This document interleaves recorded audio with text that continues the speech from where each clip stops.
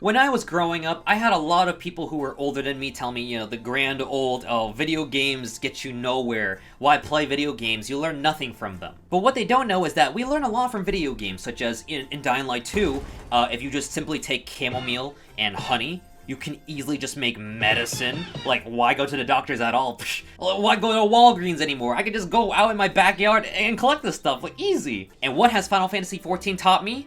Life lessons. I know, crazy idea, being terminally online but yet learning all these cool life lessons. We've learned so many great skills just by playing video games. In fact, I learned how to comfort somebody during their failed marriage at the age of 13 while playing RuneScape, so I'm basically a licensed therapist. Final Fantasy XIV itself offers a plethora of life lessons. I feel kind of fancy saying that word, plethora. I thought I knew everything about life before I started playing 14 at the age of 24, but then this game surprised me with so much I can learn. By the way, before I continue, I want to quickly say that this video was highly inspired by the RuneScape YouTuber Jimmy.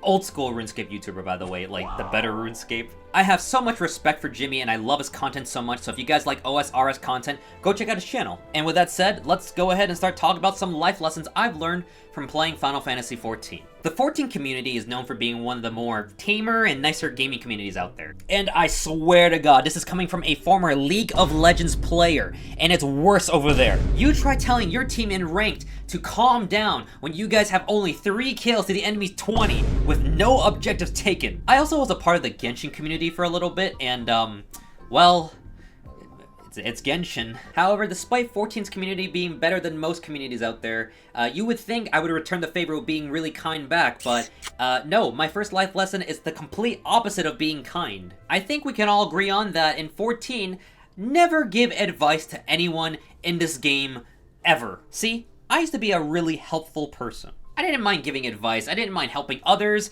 until I took a 14 to the knee. 9 times out of 10, if you try offering advice to anyone in this game that you don't know, you will be met with a lot of backlash. Hey Tank, could you possibly, you know, pop arm's length to help me heal because it helps mitigate damage just a little bit? You. I don't know what it is about players not wanting to accept help even if you tell them in the nicest way possible. You can't write something too lengthy anyways because it takes too long to type and you're probably mid-battle so you want to get the fight over with anyways. And you can't write something too short because it comes off as cold and mean to certain players. And I have to admit, 14 itself doesn't really do a great job of trying to teach players how to play the game properly. And I get it, we need to pull our own weight as well, we need to read the tooltips and get better in that way as well, but you tell me where you learn how to manipulate the limit break gauge, and I'm certain you didn't learn that from 14 itself. So I learned the most effective life lesson that helped me from 14, and that is life lesson number 1. Just don't help anyone. I don't help anybody in 14, and I don't even help anybody in real life anymore. No more advice giving, no more helping.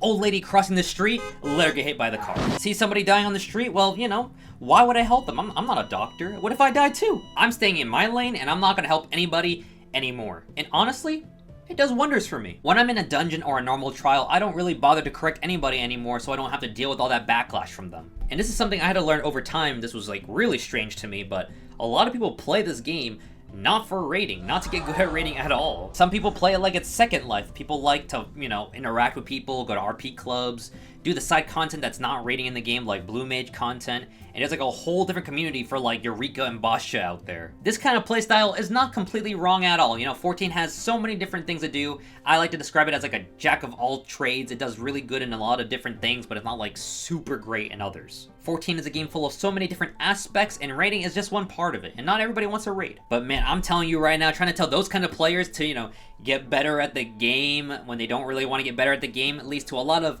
unpleasant moments and encounters. And just like in-game, in real life, I don't bother helping anybody when I'm in a normal trial or in a real-life dungeon either. And my life, honestly, has gotten a lot more quieter for the best. I remember having to be the relationship expert for my friends back in the day. I remember a friend coming up to me asking for advice on what to do in their terrible relationship, ranting to me, crying, asking me what would I do in their shoes. And after countless hours listening to that friend cry about stuff and then giving them the most sound advice ever, they just ignore my advice and go back to their relationship like as if nothing happened. No fixing, no nothing at all. And then the problem comes back again, and then I'm playing the same therapist role as I did earlier, having to listen to the problems once again. So I took the life lesson I learned from 14 and I applied that to my real life. The next time I saw her, I just simply smacked that girl with a tank buster and got her out of my life for good. Oh my god. No, but seriously, having to overexert yourself to help somebody gets really exhausting fast. So instead, I've reserved a lot of my energy for myself instead of making myself available to somebody at all times. It will do wonders for your mental health and you will thank me later for it. Sometimes it's not worth telling that tank to tank better,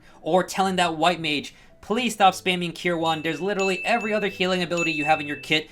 Stop spamming just Cure 1. Most of the casual content in this game can still be done by players who don't use half their kits or half their brains. So I've taken it back and just let players just do their own thing. No point in wasting my energy or time on people who can get potentially mad at me. My mom always told me that I should live an honest and humble life. She also told me I was too ugly for television as well. She was right for that. I mean, I'm just taken back like, damn, mom, she's a savage. But 14 has taught me that people do not want to live honest lives, and they will pretty much lie all the time. Life lesson number 2, don't trust anybody ever. Whenever you play this game, you have to like double think things over. Well, maybe triple think, quintuple think things over. People will sometimes unintentionally lie to you. Hey, this PF says you caught Prog Point, Blackfire Trio. Now, I'm a scholar in the art of bullshit. So what this actually translates to is we're on nail phase still. It's messy. Think to yourself, how many times has Party Finder betrayed you? Thinking you were doing a farm party for a totem and it turns out to be a learning lesson for one player. Happens all the time. Always lower your expectations when playing 14. Never go into life thinking, hey, we could clear this in like maybe 1 or 2 pulls.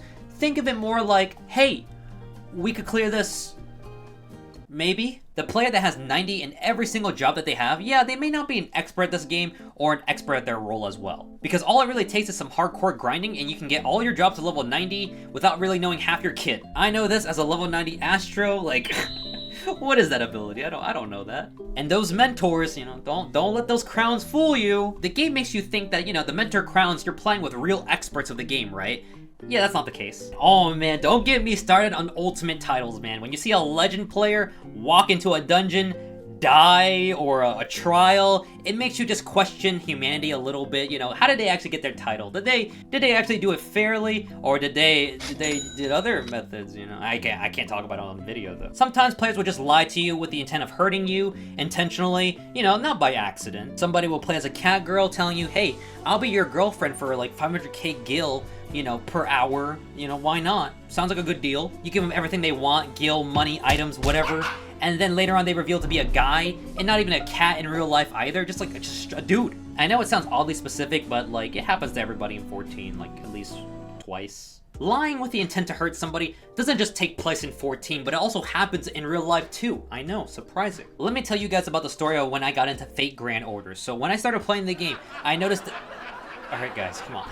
I haven't even finished telling the story. Can I finish telling the story first, guys? Come on. When I got into FGO, I saw there were so many great designs in the game, and I mean, great designs. All my friends were like, Ko, we know there's one character you'll like in particular. She has the best design ever. She's so cute. And then they showed me Astoflo. You may already know where this is going. If I was applying my lessons carefully here, I should have known they were trying to trick me. But too bad for them, they didn't trick me at all, because when they showed me this character, I was like, wow. She has a great design. And then when they revealed to me the truth behind this character, I was like, you know what? He still has a great design. So joke's on you guys, and now I developed some kind of weird feeling towards this thing, so I don't know how I feel about this. Now, going back to 14, though. Now that I don't trust anyone or anything, I treat all players the same, no exceptions. If we wipe on a certain content, well, you know what? That's just how life is. Farm party that didn't clear within 20 pulls, it's okay. We keep going. We'll get the clear eventually. The mentor healer player failed to heal me and I died. Well, okay, that's kind of expected. I feel like we all kind of knew that. Nothing new there. And with real life, I applied all the lessons I've learned, and I look at things the same way. Girl sliding into my DMs? That's a dude. Hot singles in my area? Nice try. Everyone's ugly where I'm at. My dad saying he'll return from the store one day? I actually kind of believe that would be true. Dad, if you're watching this, please come back. And for the third and final lesson I'm going to share with you guys today, lesson number 3.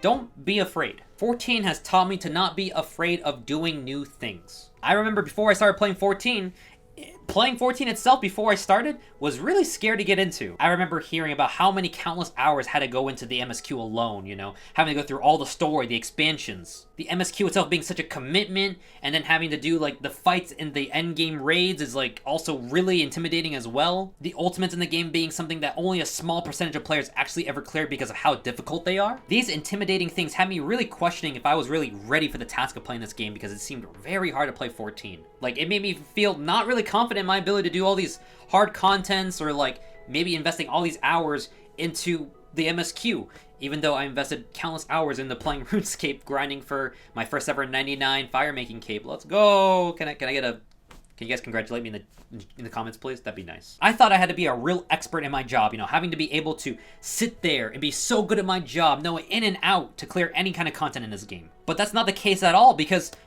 I can just pay for my ultimate clear. When coming into 14, you may hear all about how crazy the raids are. You know, the end game is all about raiding, and it can kind of scare you a little bit when you're going into it. Raiding in either extreme, savages, ultimates, all this stuff can be really daunting to a new player. However, you'll quickly realize when you take your first steps into an ultimate, a savage, extreme, anything, you start to realize that, wow, this raiding shit has nothing on housing. I'm telling you guys right now, if you put a gun to my head, told me, make a really good looking room in 14, tell Noctis I love him. No, but seriously, raiding isn't really that bad at all. It seems really scary at first, but then you quickly realize it's a game of how many times can I just bash my head into the wall until I clear this thing. And with so many different resources out there, you know, guides, actually people who can mentor and teach you, actually clear POVs that will really help you kind of understand, oh, that's how I play my job at this point. I got it. It's not that scary at all. Yes, you'll mess up. Yeah, it's not that easy. It's not a freebie, but I'm telling you, and I really do believe this, anyone can clear if they really put their mind to it. Like anybody. And if you don't believe me on that, well then,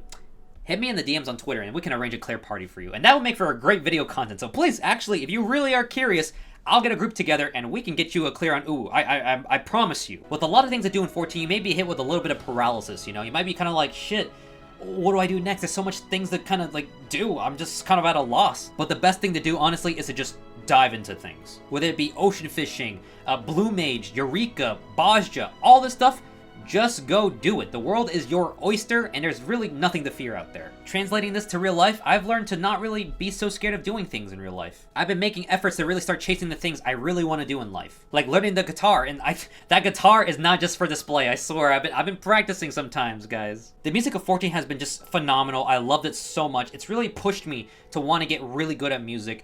I still suck at music, but you know what? It's gonna be a grind, and you just gotta get at it and get good. There really hasn't been too many games out there that really inspired me to go do something. Like the last time that happened was with Dying Light 2. You know, parkour, zombies, really cool. I saw a video of this like guy doing parkour where he almost fell off a building with no gear, and I was like, yeah, I'm fine with just sitting in my chair at home. No thank you, I'm good. Living in fear of doing things is not really a life worth living, in my opinion. And hell, you know, if you think about it, our story of our Warrior of Light going through the story, he's just a dude.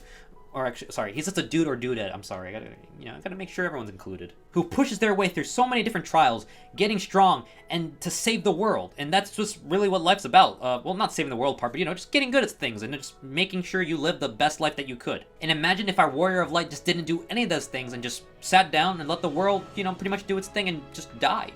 Well, then at that point it wouldn't be so hard to imagine, just everyone would be dead. With all the life lessons I learned from 14, I realized that I'm really pessimistic. I'm sure we all learned our own different kind of life lessons while playing 14, so let me know what you've learned, because I'm really curious what you guys learned from this game. Did you learn something similar, or did you actually find real-life cat girls? If so, please DM me, because I'm still looking. Thank you guys for watching, I appreciate it as always, and one last life lesson I have for you guys is that Viera women are actually women in real life, so believe that. Never a guy behind the monitor. Quote me on that one. Have a good one, guys.